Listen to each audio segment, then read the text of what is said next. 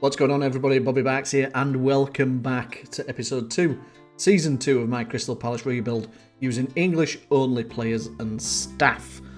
I'm putting you straight in here on the 3rd of September to show you what business we've been doing in the summer transfer window. As you know, if you watched episode 1, we finished in 6th place, and we've just about converted this team to an all-English squad. There's a few things left to do. There's still a couple of players I'm struggling to move on that are non-English. But let's talk transfers, and you can see on your screen what we've been up to. So, I brought in Archie Gray from Leeds, 25 million, fabulous player on this game. Hopefully he'll just be as good in real life as his career progresses. I brought in Mason Holgate from Everton for 5.5 million. He was transfer listed, and he's just a backup for me. Tommy Doyle, 2 million, Manchester City. Again, decent centre midfielder, playing as backup for me there, just fleshing out the squad with English players. Will Lancashire I brought in on loan from Tottenham just to help with the squad depth, and Tino Livramento will probably come in as one of my starting right backs. Newcastle there from 66 million. Now, there's been some players leave. Hindolo Mustafa has gone out on loan. He's a decent English up-and-coming academy graduate from Crystal Palace, so we've given him some game time. However, Jefferson Lerma has left for 9.25 million. That's a non-English player that we managed to move on. Will Hughes is an English player, but Everton wanted him and were willing to pay me 11 million, and he's not that good. So off he trots. Now, Eberietse, I didn't want to lose him, but Tottenham were willing to pay 50 million and he was desperate to leave, which was upsetting. I didn't want him to go, but because I brought Archie Gray in, I was more akin to letting him leave. I've got enough players in the squad, and I think some of the players we've got in the squad will develop into really good players. Etse is at his peak, so I took the money. So all this happened just before the season changed over. I'll show you now what we've done after the season changed over. Lots more transfers, another 153 million spent. Lascelles, Newcastle, free. Ryan Sessegnon, Tottenham, free. Arthur Okonkwo, Arsenal, free. All squad players. So Sessegnon can play left back, left wing. Lascelles can play centre backs, obviously, and Okonkwo is a third choice goalkeeper. So, all free, all English, fleshing out the squad. Alex Scott, 55 million going to 65 million. A lot of money. He's my Etse replacement. So I've now got Archie Gray, I've got Alex Scott, and I've got Adam Wharton. Those three are going to be my starting three midfielders. And they're fabulous. Let me tell you, they're absolutely fabulous. So, went back to Newcastle, bought another player from them. Harvey Barnes, 35 million. Ivan Toney, 30 to 36 million. Striker, wonderful talent. He's going to be my starting striker. Brandon Williams has been released by Manchester United. I picked him up for free. I've loaned in Cole Palmer to play on the right wing, and I've bought Marcus Edwards for 30 million. He was bought on the 21st of August 2024, because if you look on the other side of the screen, on the 21st of August 2024, Michael Olise left to go to Newcastle for 59, going up to 79 million. The frustrating thing with that is he did choose England, so he did register as English for this challenge, but it was a lot of money. I know he's a very, very good player, but Marcus Edwards and Cole Palmer, I think, will do a job for us on that right-hand side. So, can't move Franca on permanently, so he's gone to Coventry on loan. Edouard has gone, Nottingham Forest, 5.25 million. Doucouré is gone, he's gone out to Saudi Arabia, 25 million. And then I let a couple of others go on freebies. Adaramola's gone to Leeds for 2 million. And that is that. Let's have a look at the squad.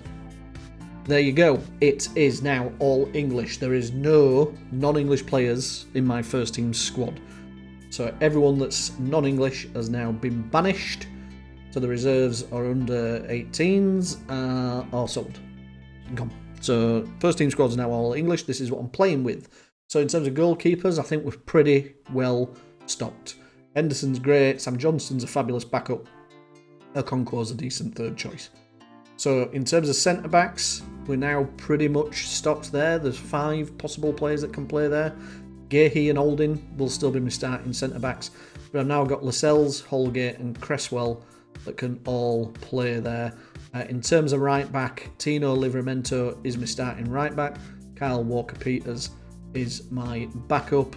In terms of left-back, we've obviously got Tyreek Mitchell. He's been there all the time. Brandon Williams now comes in as that backup, but we've also got Ryan Sessegnon that can play there. In terms of centre midfield, like I say, Scott Wharton and Gray with me starting 3, and then I've got Dewsbury Hall, Tommy Doyle and Dele Alli that are backups there. So we're doing all right. On terms of the left, Harvey Barnes will start, as well as Dwight McNeil can both play there. And on the right, we've got Marcus Edwards and Cole Palmer. Strikers, Tony will take over from Geldart as the starting striker. Geldart did okay last season. He'll make for a decent backup. Then we've got Will Lancashire here on loan in case we need him. I'm content with that. We finished 6th last season. We didn't win any silverware, but we will try and do what we can do this season with that squad. Let's just have a look at the reserves. So this is the under 21s, and pretty much nobody there. We might keep David Ozo. He's a decent up-and-coming English player from the Palace Academy. So we'll just keep an eye on him, see how he develops. Nathan Ferguson's in there, but we're trying to move him on. He's just not good enough. I don't think there's anyone else in there that's potentially going to come and through. Sakia, we've been trying to move on. Ghanaian, trying to move him on, as well as John Kaimani Gordon, who are worth a little bit of money. We pay him a little bit in wages, but struggling to move them on. So in terms of prospects, we actually had quite a decent youth intake, and there's a few English players in here that I'm going to keep my eye on. So Omar Lambert looks pretty good, as well as Chris Littler. They're both centre midfielders. Steve Kennedy's a decent left winger, but he's Irish, and he probably won't change, I wouldn't have thought. So we'll keep trying to develop him, and then we might just sell him on and get some money for him. Dwight Williams, left back, looks very, very good. At the minute he's Trinidad and Tobago, but he's also second nationality is English. So it might be like an Elise thing. We'll keep an eye on him, see whether he changes his nationality and selects England. But you know, if not, again, money that we can help reinvest back into the squad. Lewis Muir as well is Scottish. He looks absolutely wonderful. 16 years old, inside forward. He's going to be a player that we're going to have to develop and then try and sell on for some money. And then there's a few other prospects down there as well. So, you know, we had a decent youth intake. We were quite surprised, really, at just how good it was. But yeah, I'm quite excited to see what happens with some of these youngsters. So that's the story so far. We had a decent pre-season, and we've started off the Premier League pretty well. Drawing at home to Chelsea is the most recent game, and we've managed to progress through in the Europa Conference League qualifying stage against some farmers that we ended up drawing away with. But we've managed to get through to the league phase, where we're going to play Maccabi Haifa, Dynamo Kiev, Celje, whoever they are, BRG, which I think is Braga, from Portugal, Heerenveen from Netherlands, Dunstrade, no idea where they're from.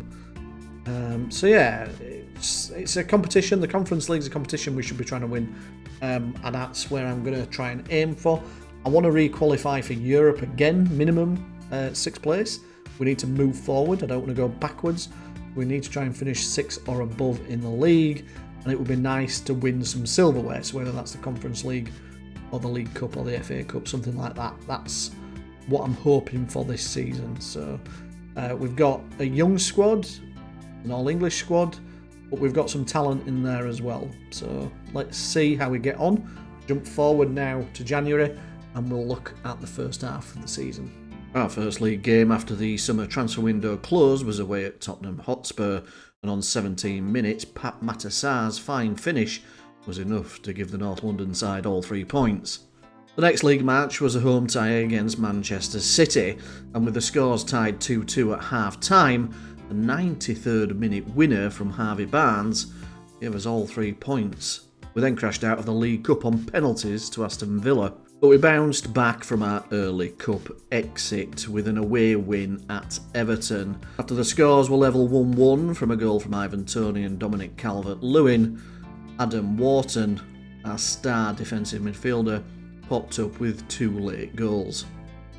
We followed that up with a 3-1 home win against Sheffield United, but came crashing back down to earth with a 3-0 away defeat at the Emirates.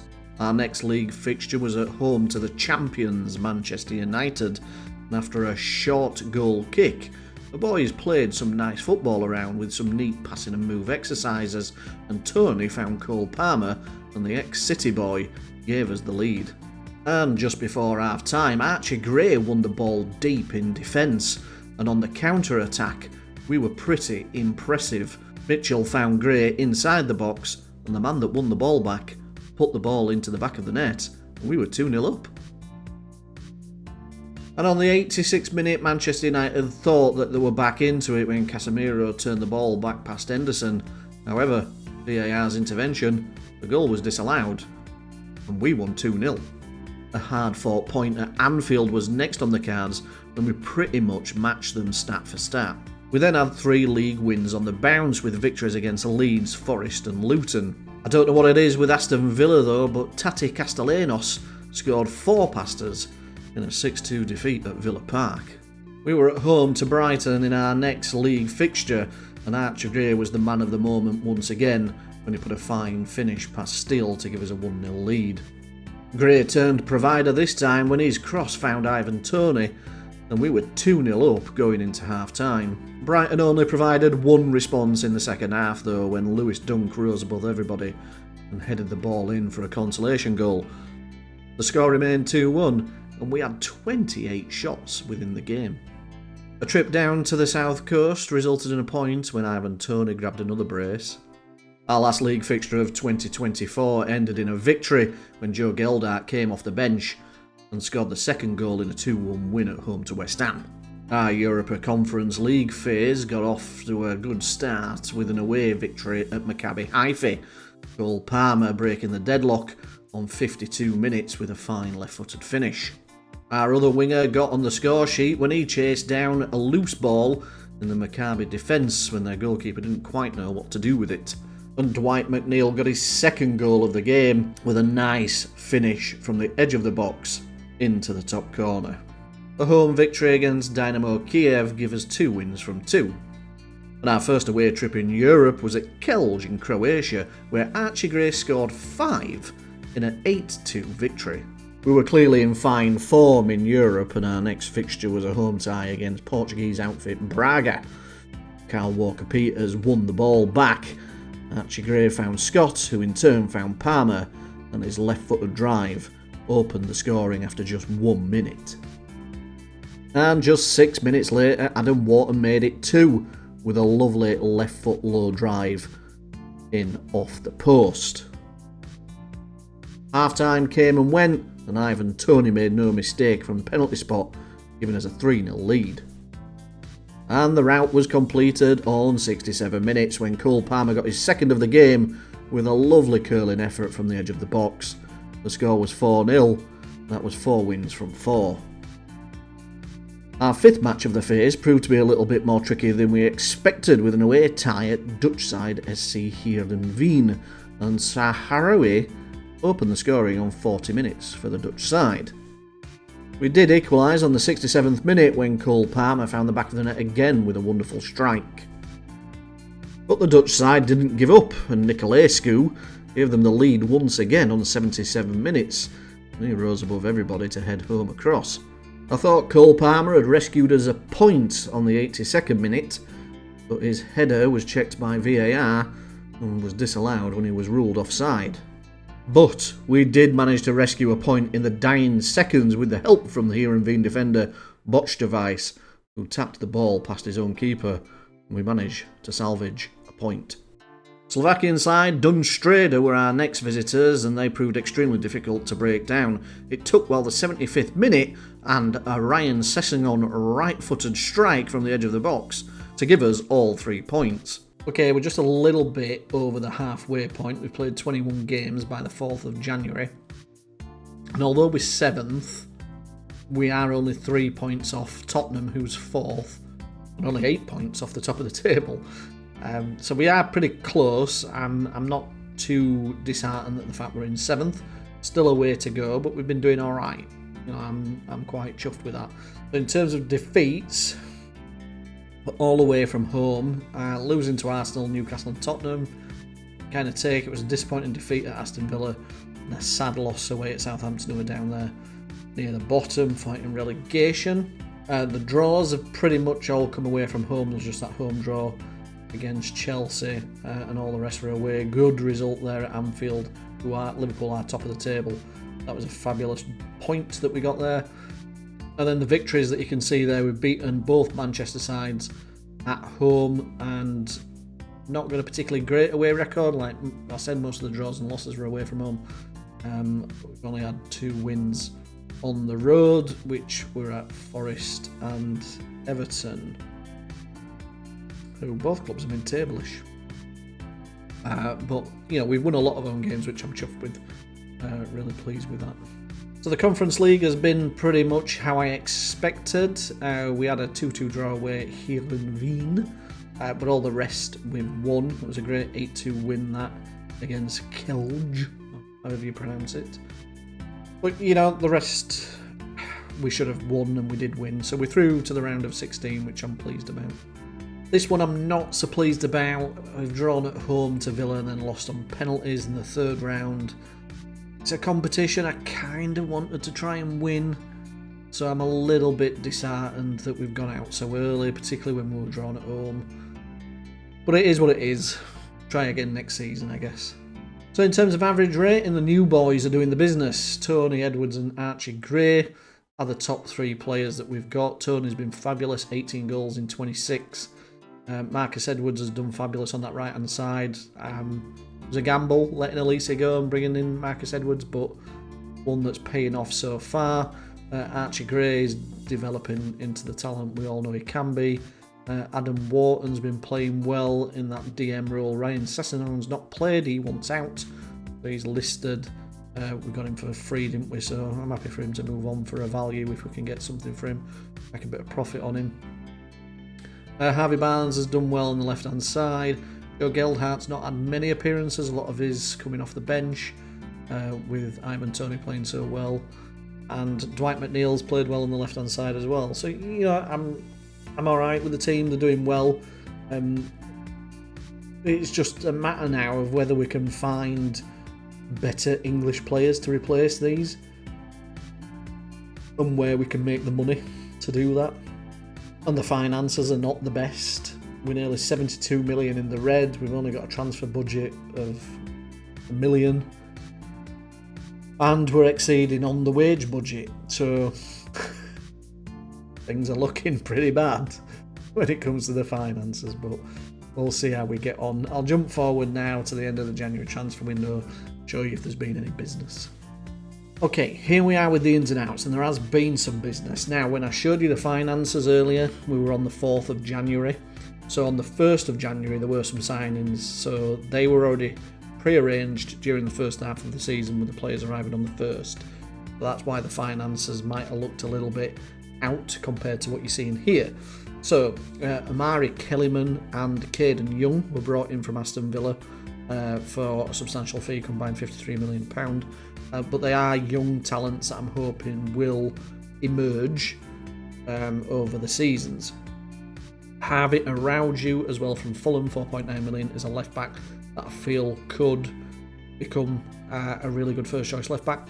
Ronnie Edwards, backup centre back. Cade Gordon is another right winger, he'll come in. Cole Palmer will go back obviously to Chelsea at the end of the season, so Cade Gordon is there to potentially replace him. And James McAtee from Manchester City is a midfield/attacking midfielder that can help flesh out the squad a little bit. In terms of outs, I let Sam Johnson go on loan to Wolves, who was nagging about playing, so I've let him go get some game time. Tyreek Mitchell has gone to Newcastle for up to 58 million. That was one I didn't really want to do, but you've seen the finances. I needed the money. Jamel Lascelles, $2.5 million to Burnley. He's somebody we brought in for free at the start of the season, so we made a bit of profit on him.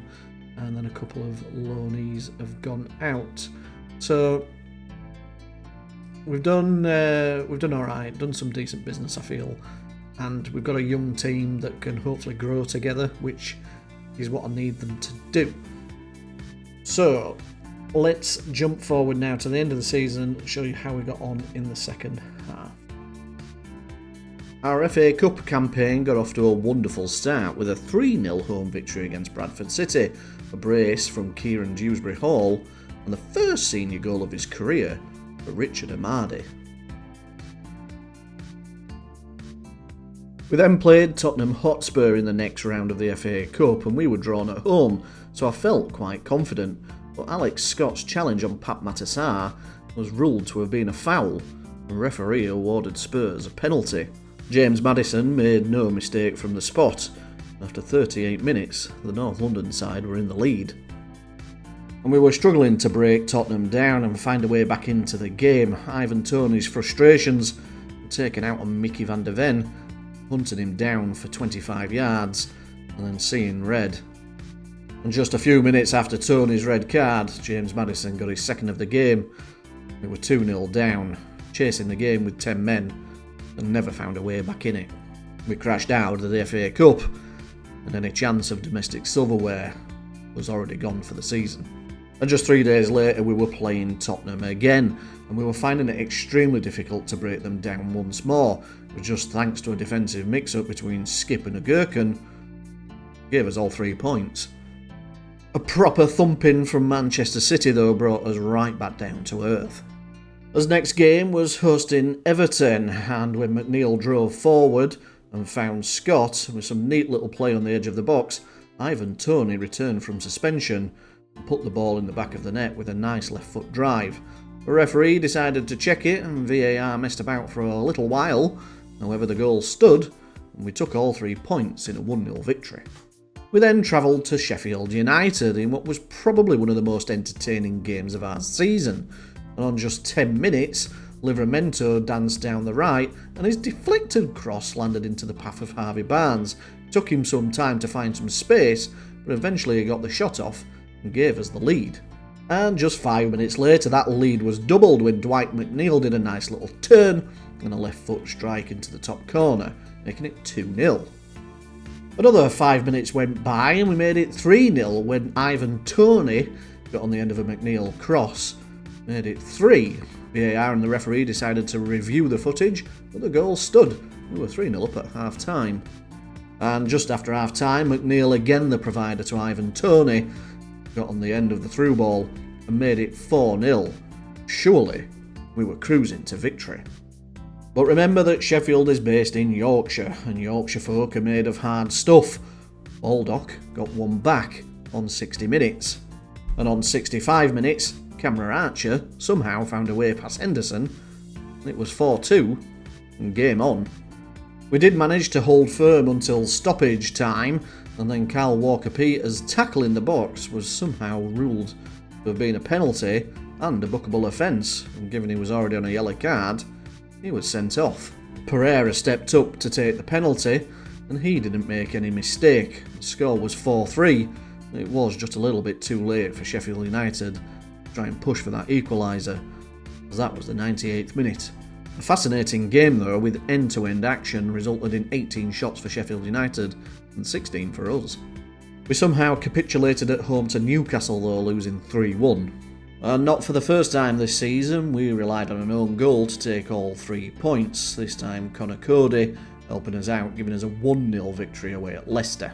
We then hosted Arsenal, who had beaten us 3-0 at the Emirates earlier in the season, and after just 5 minutes, Timo Livramento headed home to give us the lead. And that lead was doubled on 33 minutes when McNeil and Toney paired up again, this time Toney the provider, and McNeil making it 2. And just after half time, McNeil was on the score sheet once more. It was 3-0 to us. There was no response from Arsenal, but were reverse of the scoreline from earlier in the season. Ironically, we were playing Maccabi Haifa in the round of 16 of the Europa Conference League, And again, we got that 3-0 victory away in Israel. And after fielding some of our younger players from the academy, we still managed to get a 2-2 draw and have 27 shots on target in the home tie. And following our advancement to the quarterfinals of the Conference League, we were feeling quite positive. And with the score 1-1 at home to Liverpool, Ivan Toney found Dewsbury Hall's run, and in the 92nd minute, the young star made it 2-1 to us and gave us all 3 points against Liverpool. But last season's champions gave us a harsh reminder of how far we've still to go. But that defeat to Manchester United was the last time we were going to drop points in the Premier League season, because from the remaining 6 games, we took 18 points. Victories over Leeds, Forest, Luton, Villa, Brighton and Bournemouth. It's funny how certain things turn out, because in the quarter-final tie against Rapid Vienna, Nicholas Sattelberger, of all people, gave Rapid Vienna the lead on 21 minutes. But our pressure finally paid off, McNeil and Toney pairing up once more, and Toney grabbing that equaliser that we were thoroughly deserved. And in the 86th minute, Alex Scott's fine left-foot drive gave us a 2-1 victory at home. We then got a 2-0 comfortable victory away in Austria, and we were through to the semi-finals. Czech side Sparta Prague awaited us in the semi-finals, and we got a 0-0 draw away from home, despite being the dominant team. In the home tie, we shot ourselves in the foot right at the start of the game, and Ivan Toney was adjudged to have fouled Pavelka in the box. The referee awarded a penalty. VAR thought that was the correct decision. Pavelka stepped up from the spot and gave the Czechoslovakian team 1-0 lead and an important away goal. We managed to draw level on the 8th minute, Dwight McNeil finding the back of the net, making it 1-1.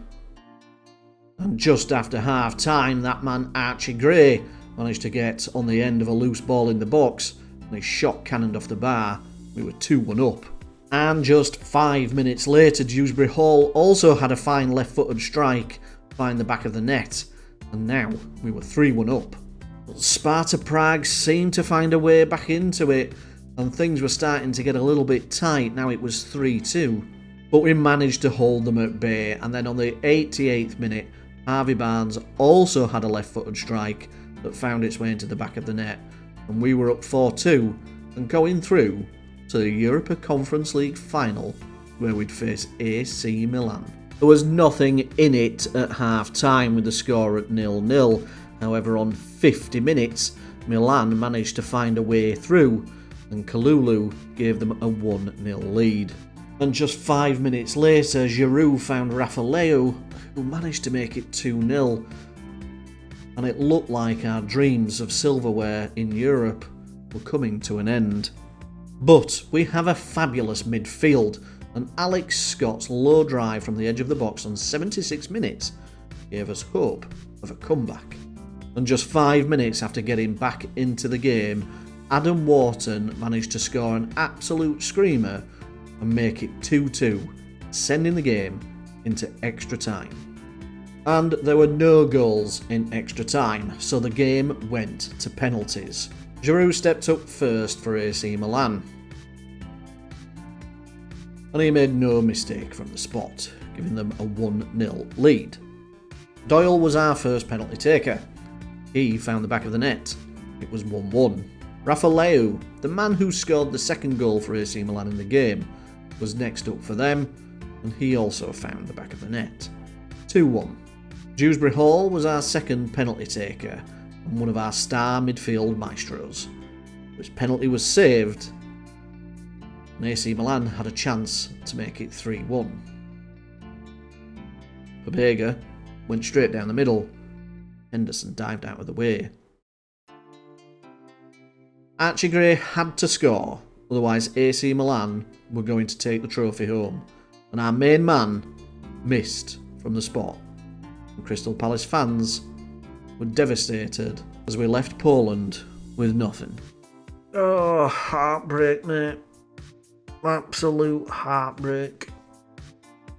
Bit of a shit show of a penalty shootout, wasn't it? But it was always going to be tough against such a dominant European giant. And they are, for whatever you think of AC Milan in recent seasons, they're always going to be a stronger team than Crystal Palace are. So disappointing. Got a couple of English players in there as well, aren't they? In Tamori and Loftus-Cheek. We should try and nab them. So yeah, disappointing to lose, but I'm really proud of the team for getting here to the Conference League final. And you know what? It is what it is. We didn't win it. C'est la vie. And obviously my boys Tottenham didn't do me any favours, did they, knocking me out of the FA Cup as well, which meant that we were out of all cup competition. But I think this is the biggest lull moment of it all, really, the fact that we finished second and only 2 points off the top. We've only accumulated 79 points, so it's not a lot. We've lost 9 games. That just shows you how competitive the Premier League's been this season, because Arsenal won it and they lost 9 games. So you don't normally see that, do you? I don't know how many games teams lost the year Leicester won it, because I think that was a low points tally, wasn't it, when Leicester won it? But yeah, the fact that somebody's won it with 81 points says a lot. So I'm quite pleased that, you know, we've finished second, man. We've finished second. That is just unbelievable in a second season. So it's an improvement on 6th, isn't it? But will we improve on 2nd place? I'm not quite sure. I think it's too soon for us to try and win the league, and I think these teams, you know, Arsenal's, City's, Liverpool's, Man United's, Chelsea's, are going to come back stronger next season. Chelsea, in whatever save I've had on FM24, have ended up turning into a real dominant team. So yeah, it'll be interesting to see how it pans out. So in terms of the average ratings, not really many surprises. Kellyman only had the 1 start, but Ivan Toney, 29 goals in 49 appearances, has been grand. Marcus Edwards, done a fantastic job there on the right. Archie Gray, 20 goals in 44 starts. What a player he's going to be. I don't want to lose. I will be rejecting all offers for that man. Him, Archie Gray, Adam Wharton, and who's the other lad? Alex Scott are going to be my first choice midfielders. They're all very young. I'm going to let them grow together, because I think the 3 of them together will be a force to be reckoned with as they get into the mid-20s. So, but yeah, I'm quite pleased with how the season's gone. So let's see how we get on in season 3. Do check back with us. I hope you're enjoying this series. Thank you for your view. It means the world to me. If you're not subscribed, hit the subscribe button. If you like the video, leave a comment, tell me what you think. Thanks for watching, and bye for now.